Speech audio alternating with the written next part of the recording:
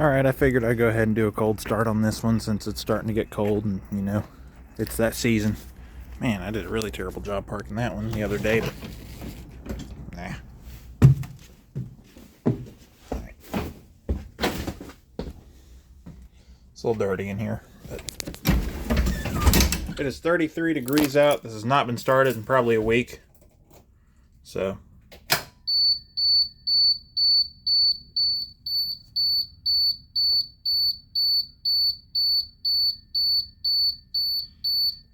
it's about 10 a.m., but it was colder overnight, so let's see how she does.